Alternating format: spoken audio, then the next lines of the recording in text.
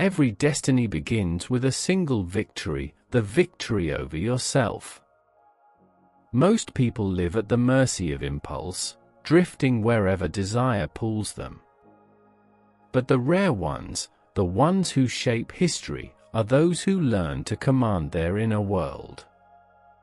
This is Iqbal's message in The Discipline of Will, that Khudi rises only when we train our energy, our passion, and our purpose to obey the truth within. Today, we continue our 50-part journey through Asrar-e Khudi, the masterpiece where Allama Iqbal reveals the inner secrets of the self. This is episode 4. Take a deep breath, settle your mind, and let the wisdom unfold. Every great life begins with a decision. The decision to govern oneself. This is where Iqbal begins when he speaks of Khudi, the self that must learn to rule its own kingdom. He writes that the human being is born with immense energy, wild, unformed, and untamed. Like a river in flood, this energy can destroy or nourish. It can drown the self in desire, or carry it toward the ocean of truth. What determines its direction is will. Will, Iqbal says, is the highest gift of the divine. It is the proof that man is not a puppet of fate. Through will, the human being participates in the unfolding of creation. It is through will that we choose, act, and shape our destiny. But this will does not appear fully grown. It must be trained, refined, and disciplined. Without discipline, will is mere impulse. Without purpose, it becomes destructive. To discipline the will is not to suppress life. It is to channel it. It is to make the storm serve the ship, not sink it. Iqbal teaches that the will is trained through struggle. Ease weakens it, resistance strengthens it. Every obstacle you face is not your enemy. It is your exercise. Each hardship is a gymnasium for the soul. He writes, "The self is strengthened not by comfort, but by conflict. When life tests you, it is not to break you, but to awaken the sleeping powers within. The will grows only when challenged. The person who avoids struggle remains spiritually unripe, a seed that refuses to sprout." In our time, we often misunderstand freedom. We think it means doing whatever we please. But Iqbal says true freedom is mastery, the power to command oneself. The person who cannot rule their desires is not free, no matter how unrestrained their life may appear. To rule the self is the first act of sovereignty.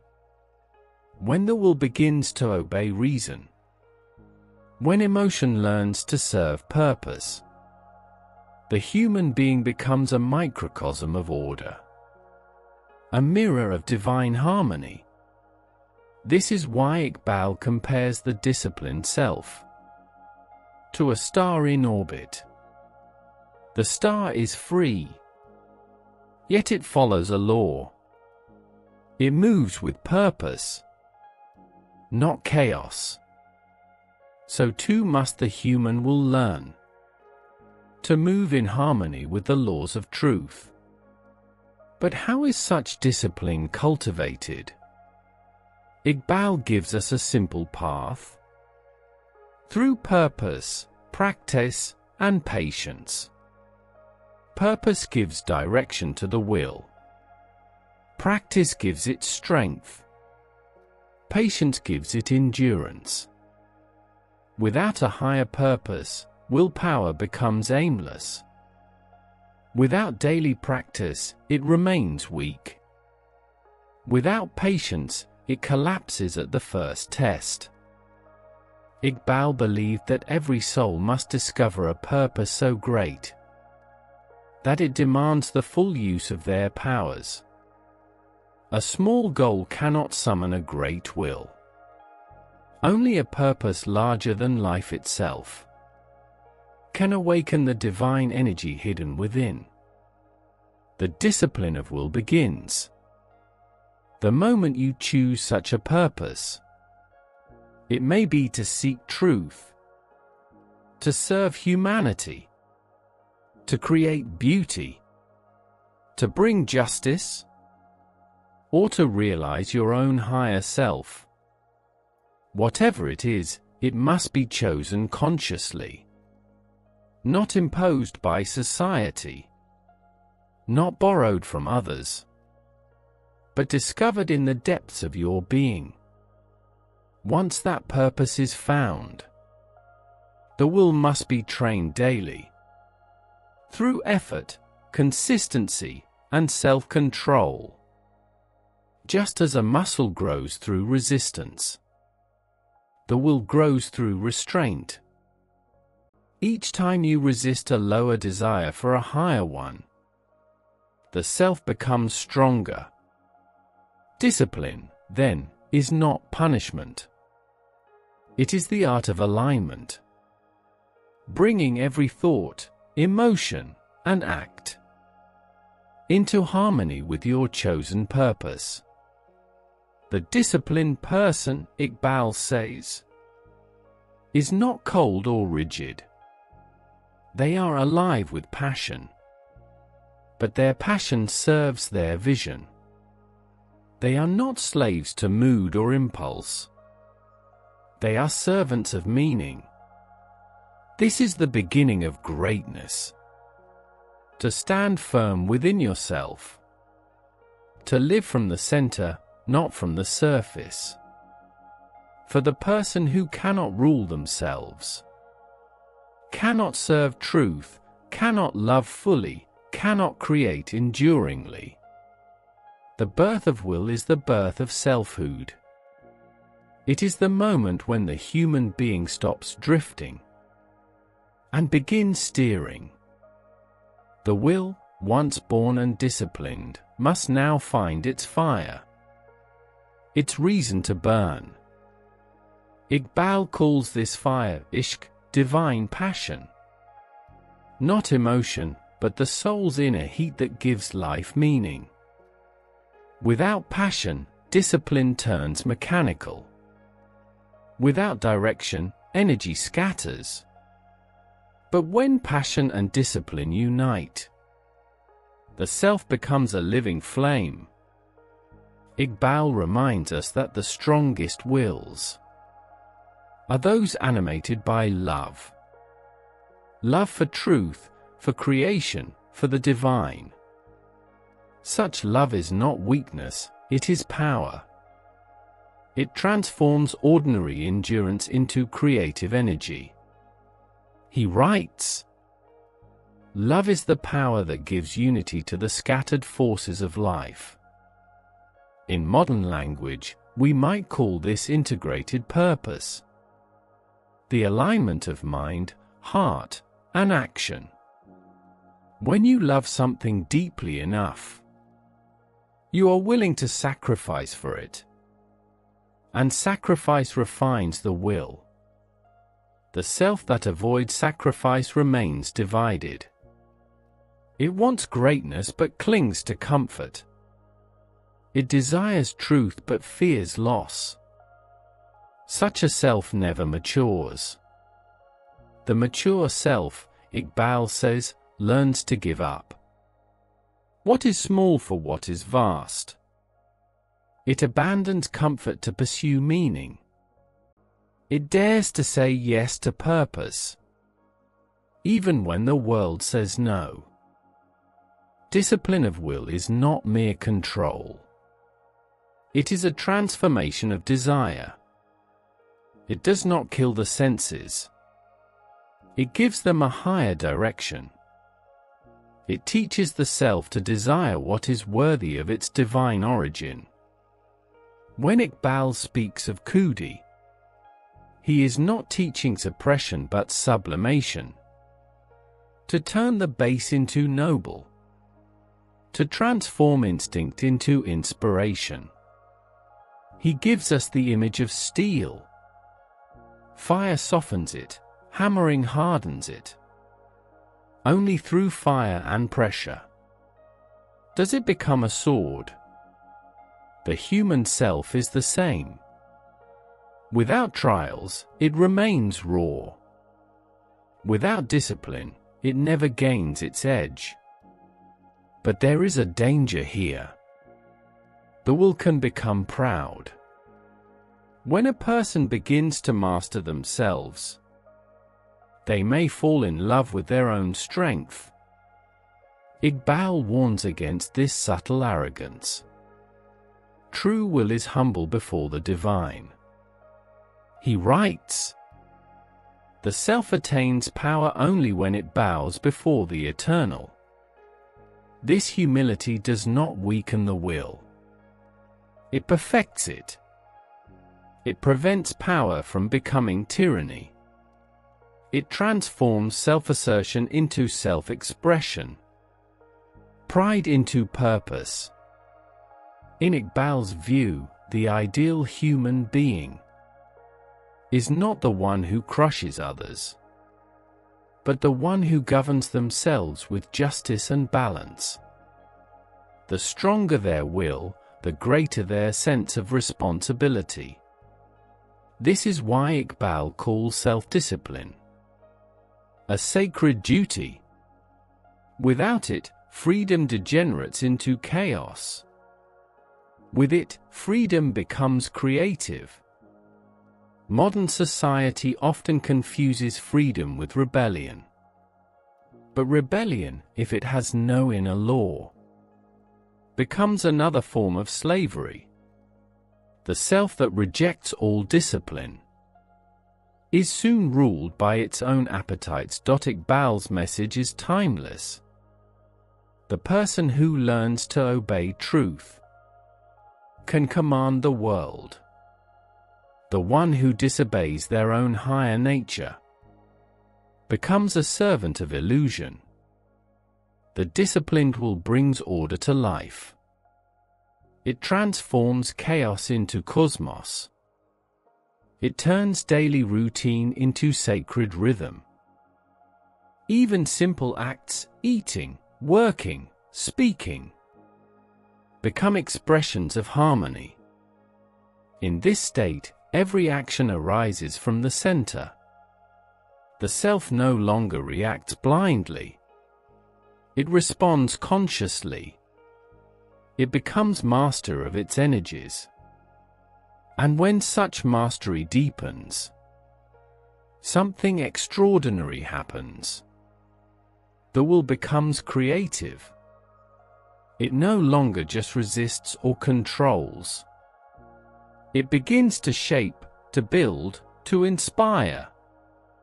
Iqbal writes that the disciplined self creates new worlds from within. Its thoughts carry the force of reality. Its vision becomes law for the future. This is the birth of creative will. A will that does not merely survive the world, but transforms it. It is at this stage that the human being becomes truly God's vicegerent on earth. A being whose disciplined passion mirrors divine creativity. Such a person no longer drifts with circumstance. They generate direction. They become a sun that lights its own orbit.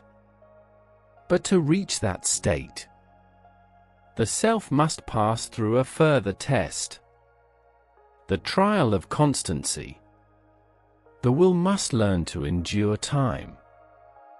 To remain faithful when the fire cools. To sustain purpose through long silence. That is the theme of the final part. How constancy turns will into destiny. The will, once ignited by purpose and tempered by discipline, faces its greatest challenge, time. Moments of passion are easy. Lifetimes of perseverance are rare. It is constancy that separates the inspired from the realized. Iqbal tells us that true strength is not the force of a single victory, but the patience to continue the struggle, long after the world has stopped watching. He writes, "Perseverance is the secret of the self. Its movement is hidden like the growth of a seed. The human spirit does not bloom overnight. It grows quietly, beneath the soil of effort and endurance. Each day of persistence, though unseen, adds another ring to the tree of being. To remain faithful to one's purpose through time. That is the final test of the will." The world often mistakes noise for progress. But Iqbal reminds us, creation itself is patient. The stars move in silence. The mountains form through slow fire. The divine does not hurry. And neither should the one who seeks to reflect the divine. Constancy is not stagnation.